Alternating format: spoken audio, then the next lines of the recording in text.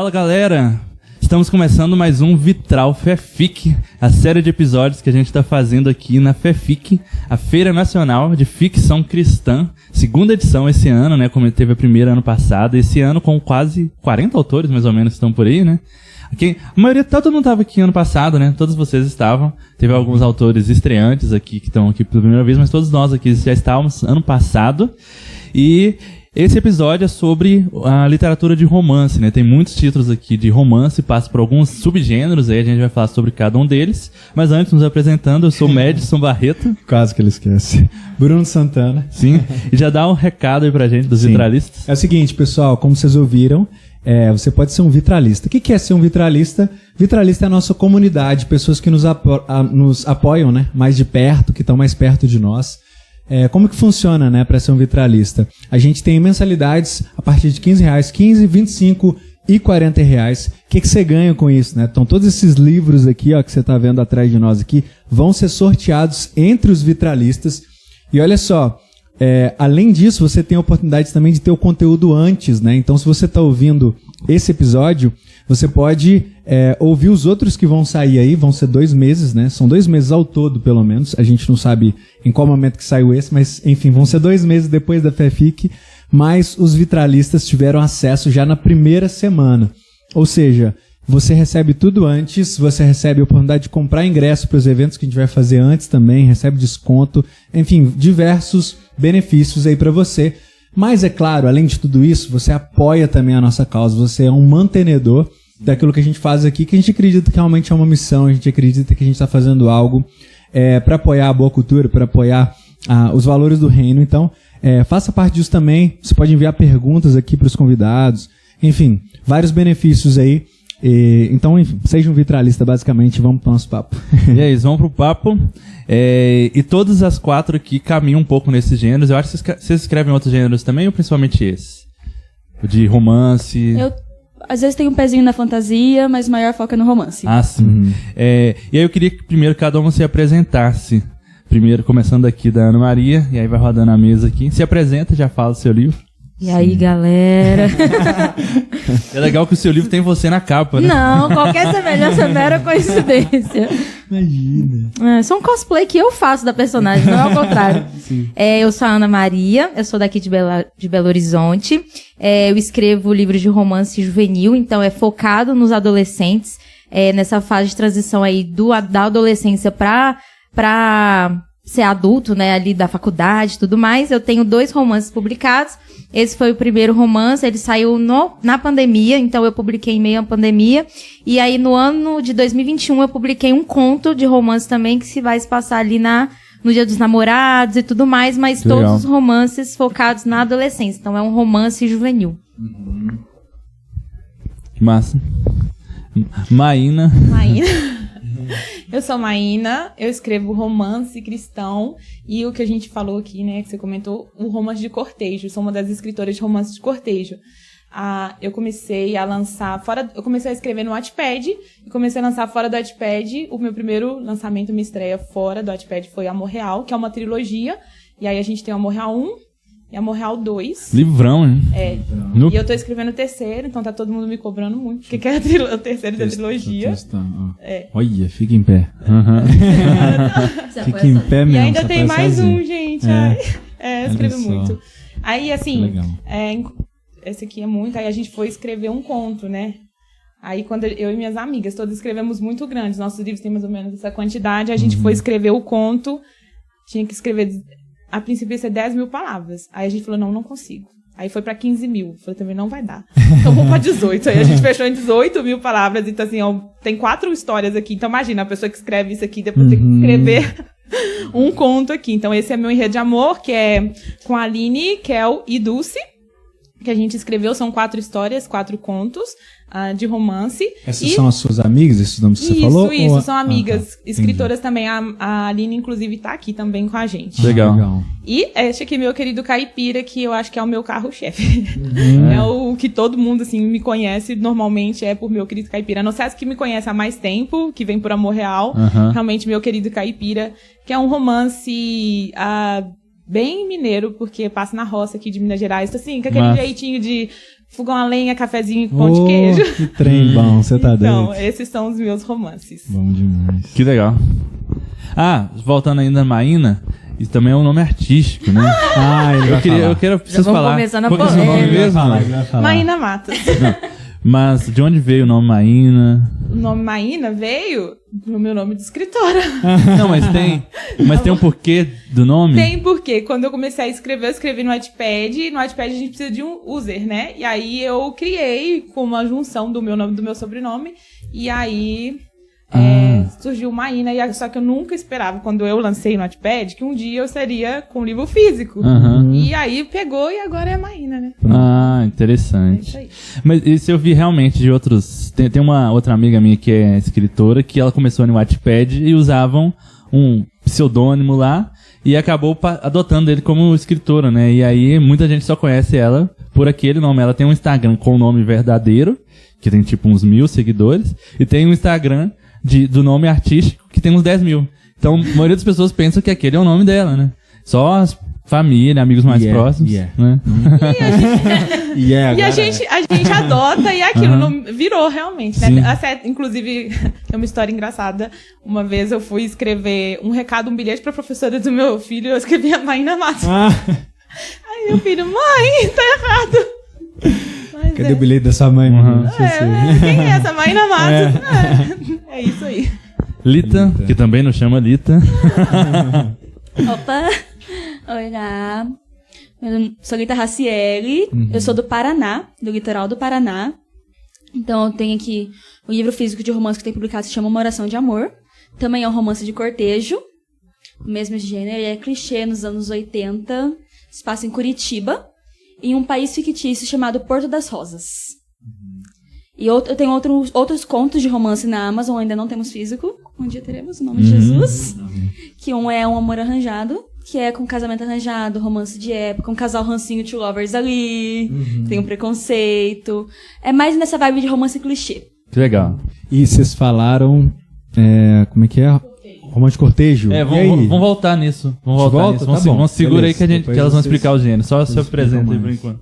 Eu sou Angélica Pina, sou de Belo Horizonte e eu tenho 3 romances publicados pela editora Upbooks. O primeiro é Lugar de Recomeço. O outro... Aí, mostra aquela lá pra galera ver legal. Vou mostrando aqui. O segundo é Aquilo que Eu Vi de Você, que eu trato um pouco sobre relacionamento abusivo. E aqui eu tenho Cores, Flores e Amores, que é uma comédia romântica. Aí já é um romance mais leve, mais divertido, assim, pra suspirar de amor e pra dar risada também. Que legal, que bonita a capa. E aí, assim, entrando nos gêneros, né, vocês falaram, vocês duas principalmente falaram que o livro é um romance de cortejo. Primeiro explica pra gente, o que é isso, um romance de cortejo? Então, o cortejo é um princípio bíblico, que a gente crê que é bíblico, em relação a como conduzir um relacionamento, né? E envolve vários pontos. O ponto, acho que assim, principal, que acho que as pessoas mais consideram, é o namoro sem beijo, né? O beijo seria resguardado para dentro do casamento, após o casamento. Mas embora seja o ponto que as pessoas mais falam, assim, mais vê, não é sobre isso apenas, né? É em relação a você ter um relacionamento com propósito, ou seja, você iniciar um relacionamento para casamento, relacionamento rápido, né? Realmente ali com a visão de casar mesmo, né? De estar pronto para o casamento. Tem também a questão do envolvimento dos pais, da autoridade paterna, que a gente crê que isso é uma coisa bíblica, né? A autoridade dos pais ali, que tem se perdido até. Antigamente a gente via muito isso, né? Um rapaz para pedir a mão da menina, tipo, lá no pai enfrentar, né? Deixa eu lá enfrentar a pessoa para perguntar, né? Então a gente quer resgatar muito sobre isso, a autoridade dos pais. Então, existem outros princípios, assim, a pureza, a gente busca muito em relação à pureza, mas acho que, assim, o grande diferencial, talvez, de outros romances que também têm esses princípios, talvez seja essa questão do resguardar o beijo para... O beijo e outras intimidades, a gente considera essa intimidade que deve ser resguardada para dentro do casamento. Sim, esse é um assunto bem polêmico. Sim. Tem alguns autores divergentes, assim, de... autores conhecidos, né? Tem um livro do Iago Martins, que se chama Fogo no Parquinho, que ele vai defender isso. Mas tem alguns outros autores que vão defender ferramentas que não, porque tem que ter isso aqui, parará, né? Mas aí, complementa aí, Lita, pra gente sobre todos os gêneros. É isso. Assim, O interessante é que o romance de cortejo, a gente aqui no nosso, pelo menos no nosso caso aqui, né? Eu posso falar pelas minhas amigas que escrevem, a Anitta também. A gente não tem essa intenção de obrigar, de impor, de falar, nossa, você tem que fazer isso, se você não fizer, você tá errado. Isso acontece naturalmente, porque é uma coisa que nós cremos, eu fiz corte com meu marido, é uma coisa que nós cremos, acho que é natural a gente passar aquilo nos nossos escritos.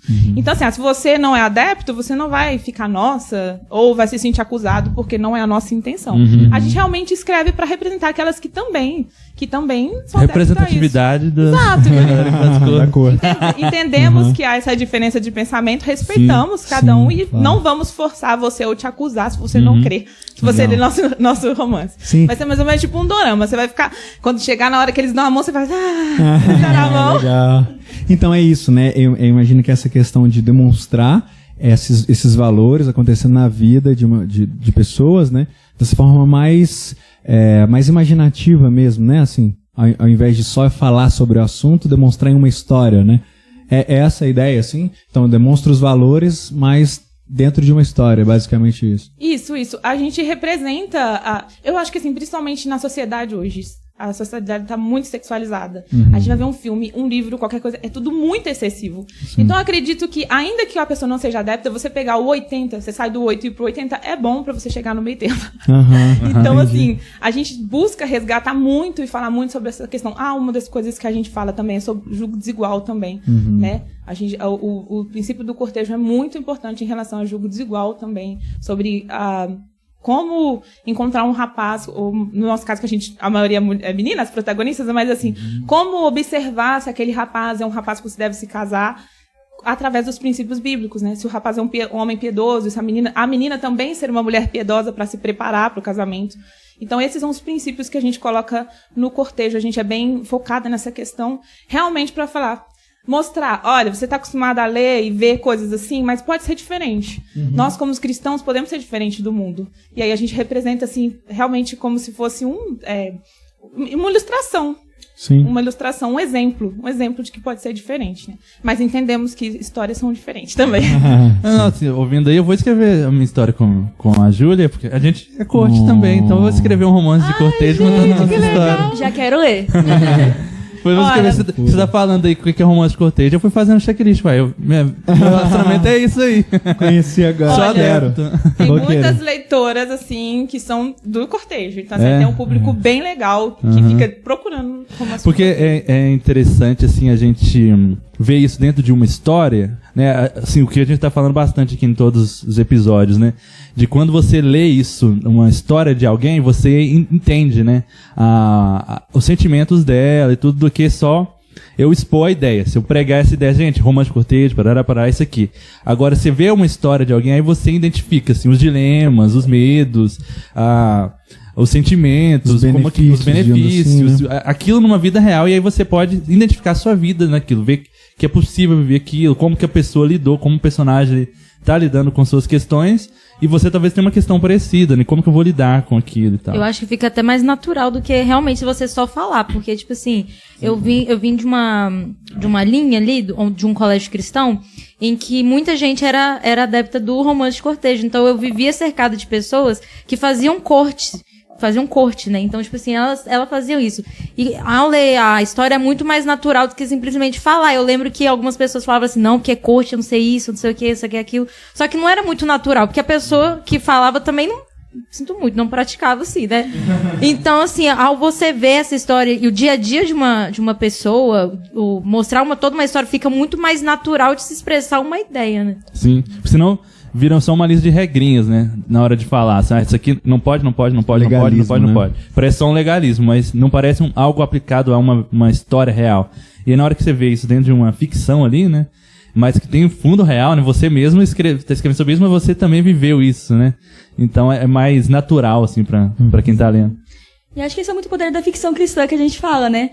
Trazer essa coisa que a gente vê de princípios, na Bíblia, coisa assim, de forma natural na literatura. Então, que parece, você tá lendo assim, você não vai ver como se fosse um livro de regras, faça isso, passo a passo, não. Você tá vendo naturalmente duas pessoas se conhecendo e vivendo o seu romance daquela forma como elas entendem que preferem fazer. Sim. É assim como a gente vê outros exemplos que a gente quer que tá muito fora, né, dos valores cristãos, por exemplo, e às vezes a gente consome isso e esses valores vão sendo formados em nós também, né?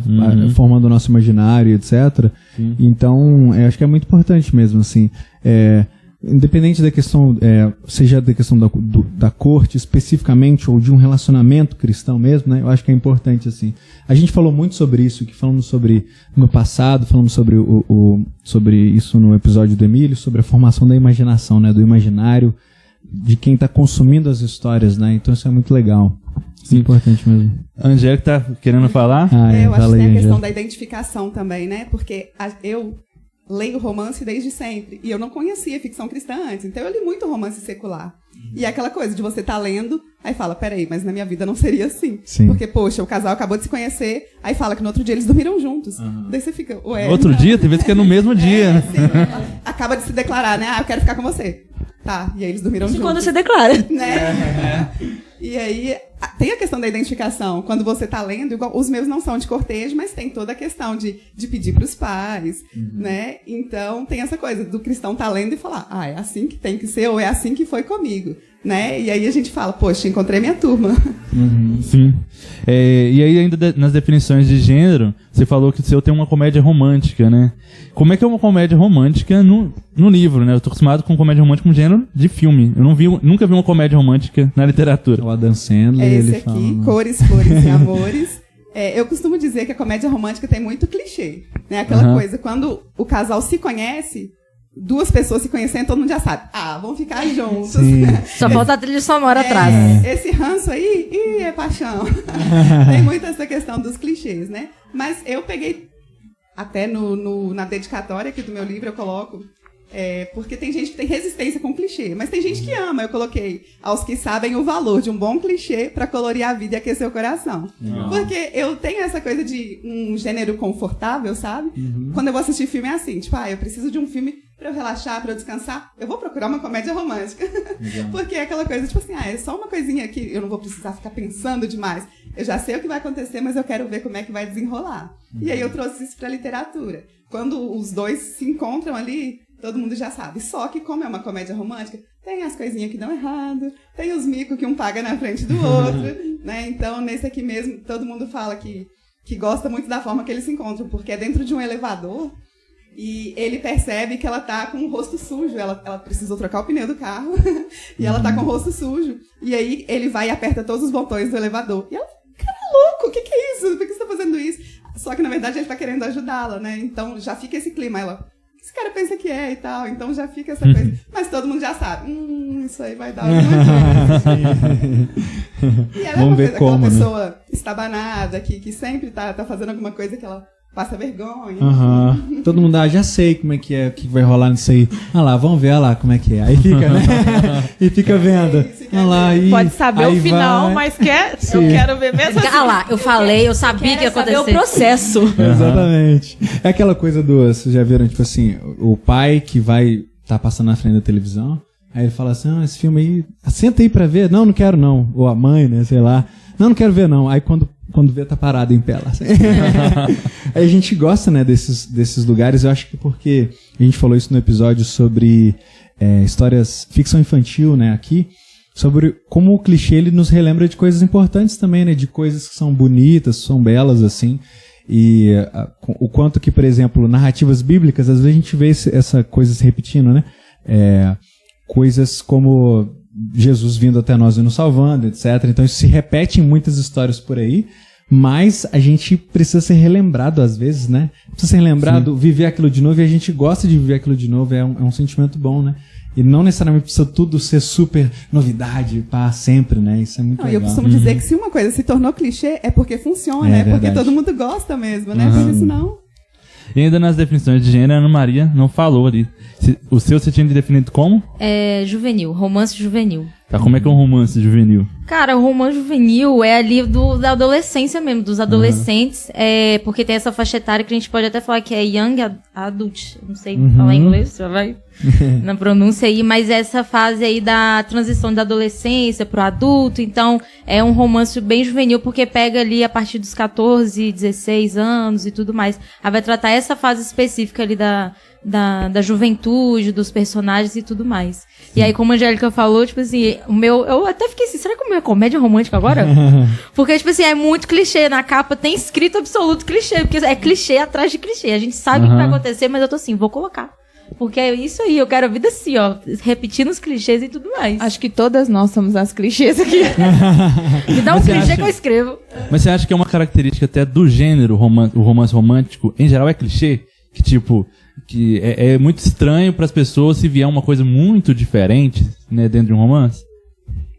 Eu acho que o clichê, ele vai variando, né? Nós vamos ter vários tipos de variações dentro do clichê, mas eu acho que sim, né? Aí você vai ter até essas classificações que a gente fala, que são vários clichês diferentes, e talvez tenha essa diferença, mas acho que sim. Acho Porque que no fim das contas, quem vai ler um romance quer ver o casal ficando junto.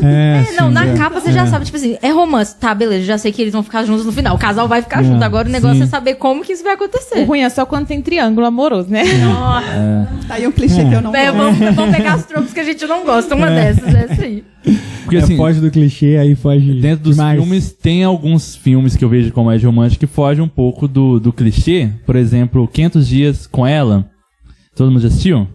Porque quebra uma expectativa, tô tentando dar spoiler. Porque no final... Mas é porque, assim, ele vai viver 500 dias ali com ela, só que é meio que mostrando como o relacionamento deu errado o filme, né?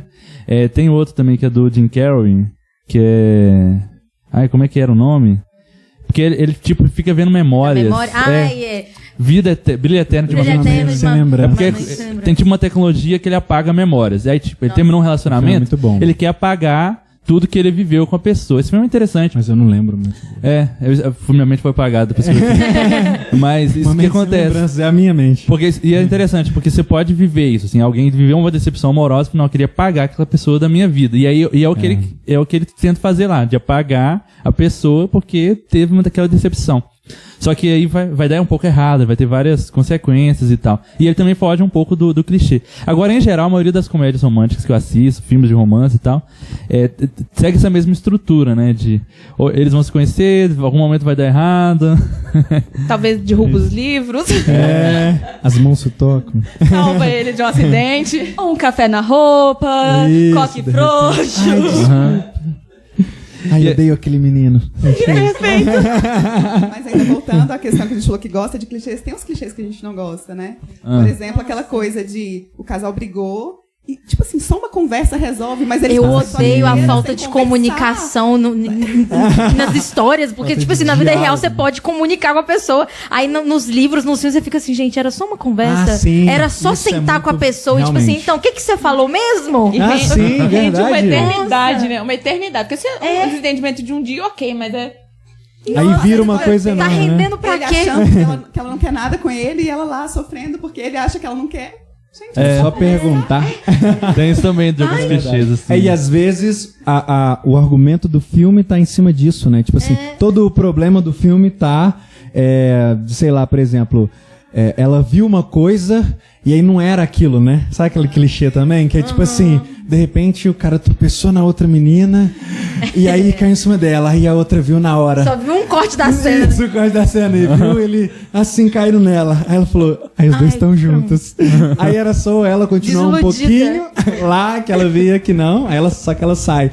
Mas eu acho que é isso, né? Tem uns clichês que realmente empobrecem a coisa, assim, né? ela ouve o cara falando assim, não, eu não quero ela, eu não gosto dela. Sim. E ela acha que é dela. Ai, gente, eu quando ela confessando sai. pecado. Às vezes me irrita, mas às vezes eu amo. O pior é que eu vou reclamar, só que tem uma parte do meu livro que é exatamente isso. Ela escuta uma conversa, ela fica, ele não quer nada comigo e sai. Aí A minha, no meu Não, também, quando a a pessoa menina termina de escuta falar, a mãe eu e a quero pra irmã fulana. falando sobre casamento e orando por alguém. Então não é comigo e sai, mas tipo, era ela.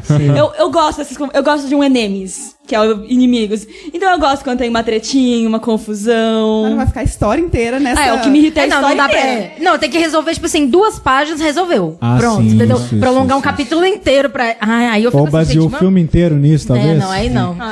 Mas assim, é natural. Eu lembrei, eu vou dar um spoiler do Shrek, todo mundo já assistiu mesmo. Porque no Shrek 1, que o burro tá conversando com a Fiona e ela falando, quem poderia ficar com um monstro assim E e tal. ela tá falando dela. Ela tá falando dela Não, mesmo. O ali Shrek é chega massa. na porta, escuta, pensa que tá falando dele, e aí já chama o Lorde da O baixinho lá. E aí, assim, já vai morrer a história deles ali. Só que aí depois resolve, né? Que é um clichêzinho ali. Esquece que eu falei. Gosto desse clichê. Esquece. Não, o lance é quando... Shrek me convenceu do contrário. O lance é quando mas é bem feito, né? É legal, tipo assim. É meio engraçadinho o jeito que é feito. Então, acho que é isso, então, talvez, né? Eu voltando mas atrás. Mas quem resolveu ali foi o Shrek. Então, tipo assim, ele ainda teve atitude. Não ficou esperando alguém falar, ele foi atrás, né? Tipo assim. Então ele ainda teve essa atitude, tipo assim, não, vamos resolver aqui agora. Porque ficar falando, não, vai lá, não, vai lá. Sim. E ele só descobre que ela tava falando era dela mesmo na hora que eles se beijam, que ela passa a ser monstro de volta, né? Que passa a ser ogro de volta. Mas aqui, eu queria jogar aqui na roda uma pergunta de vitralista. A Júlia, minha namorada, ela mandou aqui. Queria fazer uma pergunta para os meninos do romance. O mundo prega um tipo de idolatria do relacionamento amoroso. Sendo assim, qual o papel do romance cristão nesse meio? E aí, assim, teve um episódio que saiu recentemente do Vitral. A gente fez um episódio especial sobre o Tim Keller. E aí ele tem o livro O Propósito do Casamento, e tem também o Deuses Falsos, que ele também toca no assunto relacionamento. Existe uma idolatria de relacionamento na nossa cultura, a gente comentou isso lá. A boa parte dos filmes de comédia romântica não é só uma história de amor, é pura idolatria de relacionamento que eles estão vivendo ali. As músicas, boa parte das músicas românticas que a galera escuta, que a gente escuta, que toca aí nas rádios e Spotify e tudo mais, também não é só uma declaração de amor, é uma idolatria de relacionamento, né? Então, como que vocês, como autoras cristãs de histórias românticas, podem trabalhar isso, conseguindo passar para as pessoas o que é um relacionamento saudável na perspectiva cristã? Eu acho que começa ali a gente entender o que a Bíblia fala sobre o relacionamento marido-mulher, que é Cristo amando a esposa, né? Cristo. O homem, o marido amando a esposa como Cristo ama a igreja, né? A gente tem na verdade, o relacionamento do casamento, ele é um tipo de Cristo, né? Ele é o tipo do relacionamento de Cristo com a igreja. Então, eu acho que isso aí, o relacionamento cristão, a gente vai ter como base isso aí. A gente vai começar a entender como o cristão deve se relacionar, né? E aí você vai ver aí que o principal do cristão é que quem deve ser o Deus da vida dele não é o relacionamento, né? Deve ser Cristo. Cristo deve ser o centro desse relacionamento. Eu acho que aí já começa tudo, né? Quando os dois estão em Cristo, quando os dois estão com o coração em Cristo, a gente já vai ter essa questão do relacionamento secundário, né? A gente vai aprender com Cristo, com a imagem de Cristo, a igreja, que é amar, servir, né? E aí a gente entra na realidade, embora assim...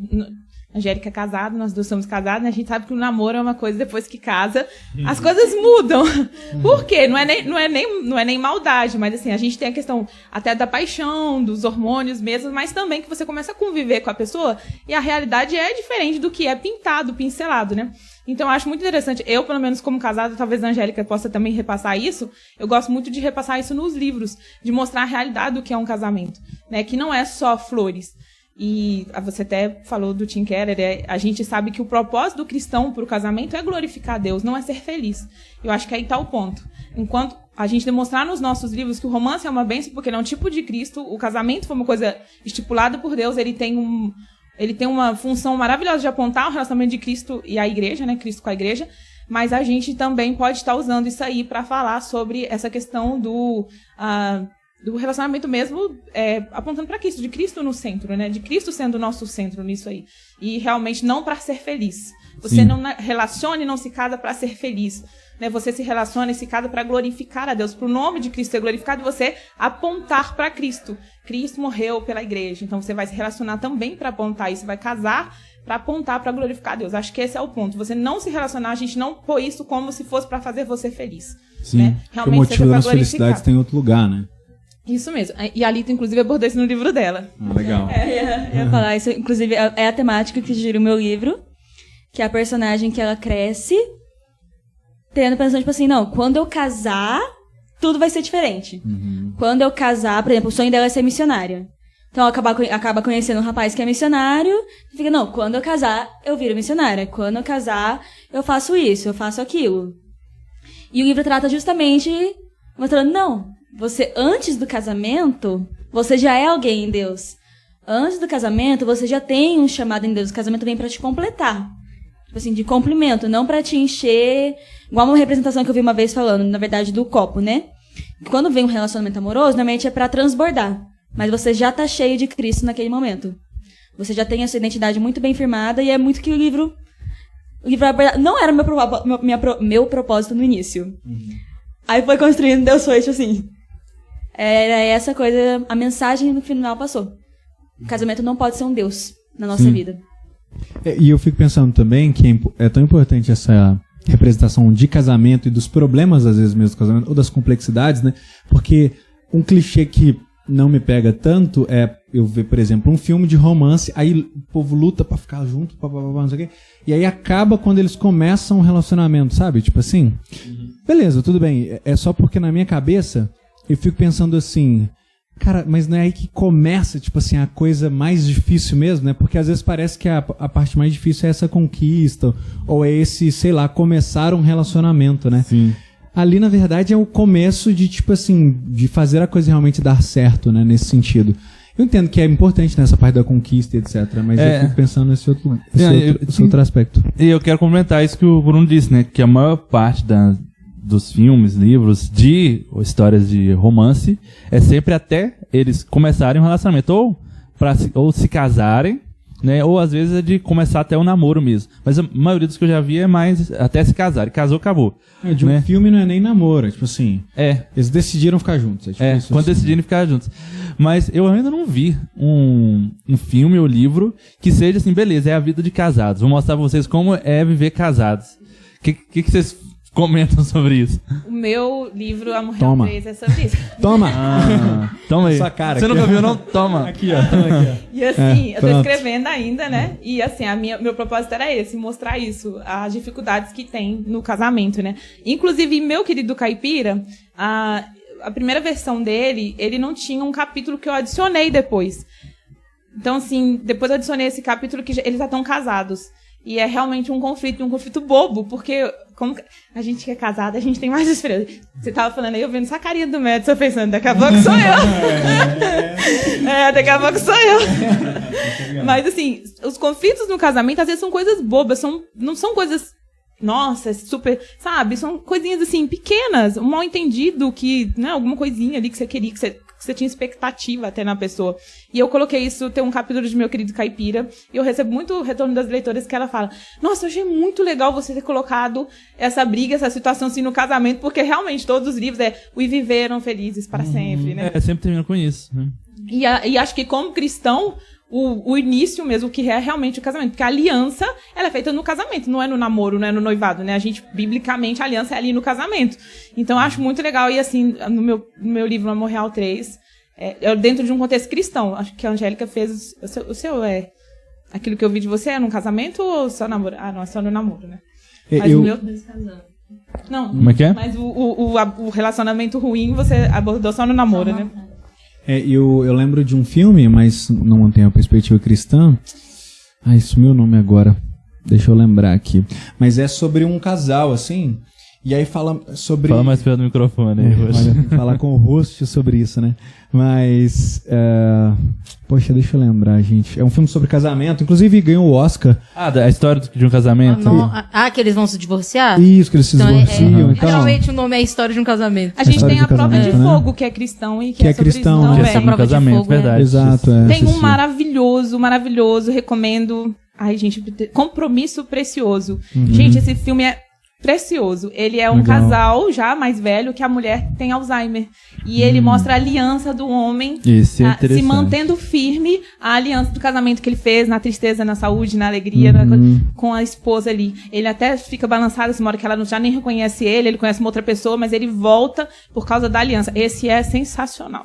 Essa mensagem... É livro ou filme? É um filme maravilhoso. Preciso ver qual o nome? Compromisso Precioso. Compromisso Precioso. Fica porque esse, por exemplo, não tem uma perspectiva cristã, porque eu fiquei pensando assim, cara, falta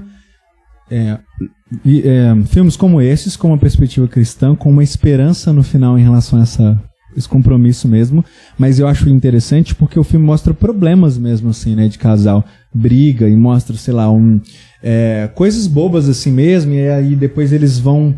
Só que tem muita vaidade no meio, né, eles brigam às vezes por causa de coisas muito bobas, e eles eles são muito egoístas, então, tipo assim, ele quer se destacar mais que ela. Então tem umas coisas assim, que eu imagino que sejam coisas muito reais, né? Dessas questões, por isso que surgem essas brigas bobas. Mas eu acho que aí faltam, mas graças a Deus tem aqui um livro aqui que falta essa perspectiva assim, beleza, mas a gente tem algo muito mais precioso do que nós, né? Do que esse nosso ego e etc. Por isso tem uma razão pra continuar, né? Eu só queria voltar, que as meninas estavam falando, vocês falaram da diferença, de uma coisa que a Angélica falou, inclusive, na roda de conversa, de que as histórias de romance cristão não baseiam que meus problemas todos acabaram quando eu conheci uma pessoa. Sim. O livro não se baseia nisso. Tipo assim, eu tenho vários problemas, mas agora eu vivo um romance, eu não tenho mais problemas na vida. Não é assim. A vida real não é assim. Você vai ter problema independente de estar num relacionamento ou não. Ter mais algum. Talvez e até mais problemas. Você vai ter mais algum. Até mais problemas. Então, tipo assim, eu acho que essa também é uma diferença, porque a gente acha, e hoje os livros, né, seculares ali, eles mostram como se a sua esperança, o seu foco de vida estivesse em ter um relacionamento. Se você tem um relacionamento ali, você acabou com seus problemas de vida.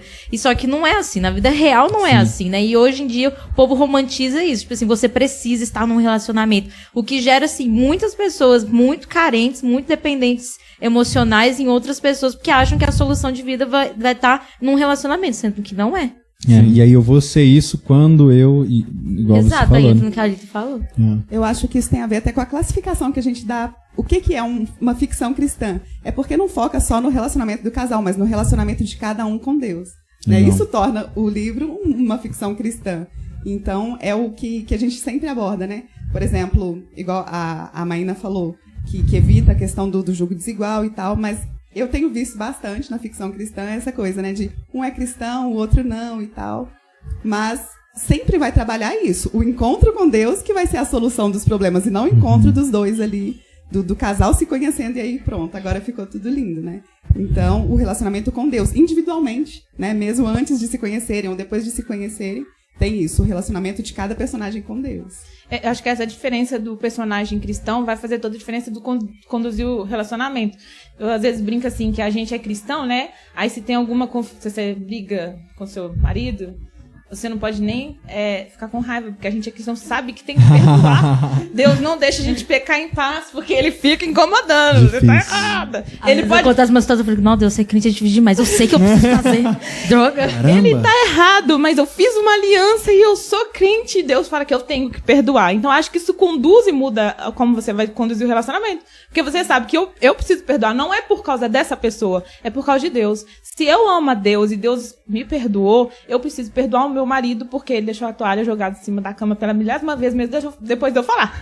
Então, eu acho que isso... Aí, ó, fica a dica aí, ó.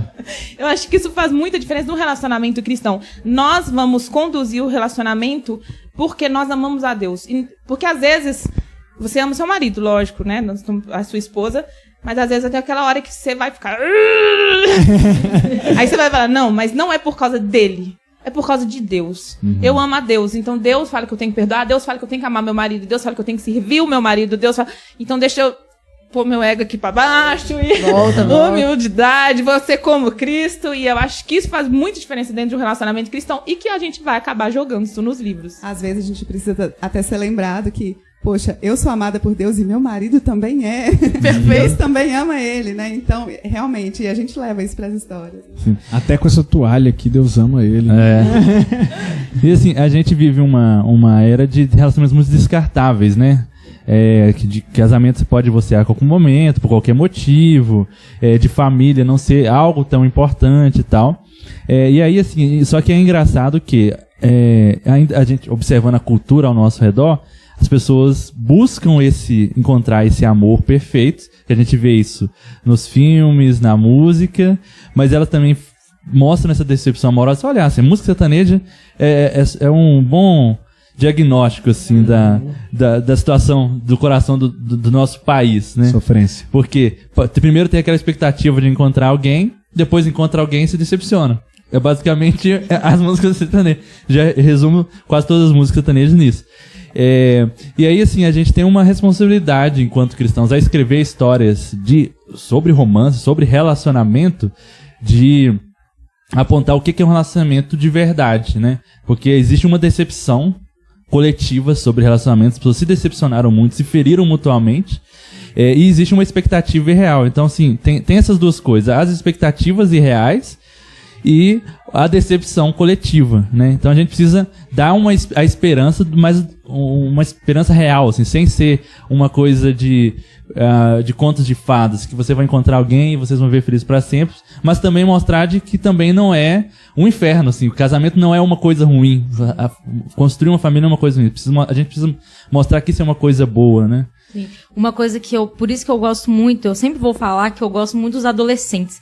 Porque a adolescência, eu me compadeço muito, porque quando adolescente, eu não tinha muito uma perspectiva, assim, que eu queria fazer, não tinha uma orientação muito certa, e eu lia muita coisa que não me agregava nada, e que hoje eu penso assim, Deus, eu não deveria ter aberto meu coração, minha mente para determinadas narrativas. E hoje eu me compadeço muito dos adolescentes, então assim, eu escrevo justamente para essa idade, porque eu fico assim, gente, vocês podem ser orientados, vocês podem ter histórias muito boas, de uma maneira certa, porque eu vejo narrativas, assim, horríveis, igual essa questão, né, que cria uma expectativa, cria uma dependência, cria muitas coisas que os adolescentes hoje, que estão nessa formação ainda de identidade, eles não precisam se abrir, né, abrir o coração, abrir a mente para essas coisas. E aí, assim, eu não vou entrar em polêmica, apesar de amar polêmica, mas não vou entrar nisso. Tem determinados autores... Corte. É um corte aí, né? Veja o que ela falou. A Maria detona a autora.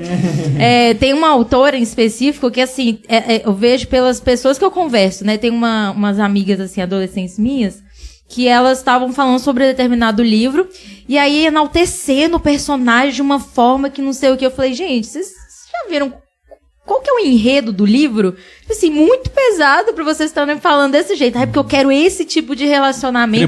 Crepúsculo é complicado. Crepúsculo é complicado. Eu falei assim, gente, não é assim que é. Por que vocês estão falando isso? Eu fiquei assim, extremamente assustada, porque eu falei, gente, o enredo não é sobre esse personagem. O enredo, vocês não deveriam estar enaltecendo o personagem da maneira que vocês estão enaltecendo, de querer um relacionamento dessa forma. E elas assim, não, porque a gente precisa, eu assim... Gente, não é assim, não é assim que vocês têm que ter, não é esse tipo de relacionamento que Deus criou para o homem e a mulher terem, não é assim, existe uma solução mais saudável, existe uma solução mais leve, então isso me assusta muito, porque o povo começa a romantizar uma perspectiva assim, gente, surreal, e eu converso com eles e parece que assim, vai entrando na mente deles que parece que é a única solução, eu ter que enfrentar vários problemas da minha vida para poder achar alguém. Eu tenho que sofrer, eu tenho que não sei o que pra poder achar alguém. Eu falei, gente, não, o sofrimento ok. Não, faz isso não. Sim. Foi por isso que eu quis escrever um livro que aborda um relacionamento abusivo. Porque tem muitos livros romantizando isso, né? Aquela coisa de... Nossa, mas ele é tão ciumento, né? Se alguém olhar pra ela, ele já vai caçar briga. Olha isso, como ele ama ela. Gente, não, isso não é bom. E principalmente porque eu convivi com mulheres que estavam em relacionamentos que todo mundo que estava de fora via que não era bom, mas quem estava lá dentro não, achava que tipo assim, é isso mesmo que eu mereço, é assim mesmo que é a vida, né? Todo mundo sofre mesmo e tal. E aí eu pensei, se eu vendo de fora consigo enxergar de uma forma que ela não consegue, eu vou escrever uma história que essas meninas vão poder ver de fora, vão poder estar nessa posição de enxergar um outro relacionamento estando do lado de fora. Né? Foi o que me motivou, mas mostrando o quão ruim é um relacionamento que tem esse tipo de elemento de, ele é muito protetor. Não, ele quer te controlar. Sim. Eu acho que outra coisa que dá para ser trabalhado também dentro dessa literatura é o que é masculinidade, o que é feminilidade, a partir de uma perspectiva cristã. Porque a maior parte da arte mostram homens que, ou assim, né, ou vai para um extremo assim, do homem brutão, ignorante, agressivo, ou de um homem feminilizado, de que para ele ser bom, ele precisa ser feminilizado. E a gente pode mostrar o que é ser um homem segundo os padrões bíblicos, né, ali dentro dessa história. Pode mostrar o que é ser uma mulher, os papéis de gênero, né, o complementarismo, né, entre homem e mulher ali no relacionamento, que é uma coisa bem mal vista dentro da nossa cultura, né, de todas as ideologias de questão do relacionamento entre homem e mulher, de terem papéis diferentes, né, que a gente é muito pregado uma igualdade total, mais forçada, assim, é muito passado ideias muito não antibíblicas, né, do que é ser homem, do que é ser mulher, enfim, também é uma oportunidade, ao escrever essas histórias que vocês escrevem, de tratar um pouco dessas questões, assim, de pregar um pouco isso. Eu amo, trata até. Trata bastante aqui. Essa questão que a Angélica é bem interessante que ela estava falando, e eu estava pensando isso. Você pode ver, as meninas querem um homem protetor. Porque, querendo ou não, nós sabemos que, biblicamente, essa é uma função da masculinidade, né? O homem proteger a mulher.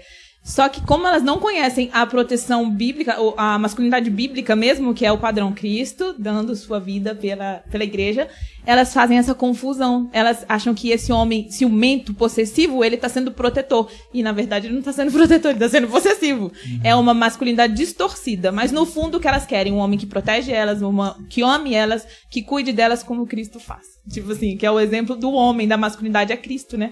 Elas estão em busca disso. E aí é que tá a diferença aí do homem cristão, que entende o papel dele, segundo a Bíblia, para elas realmente abrirem os olhos. Procura um homem que conheça Cristo, porque se ele conhecer Cristo, ele vai querer ser como Cristo, ele vai te amar como Cristo ama a igreja. Buscar, pelo menos, né? Porque perfeito não vai ter jeito, mas ele vai buscar fazer isso. Sim. Amém.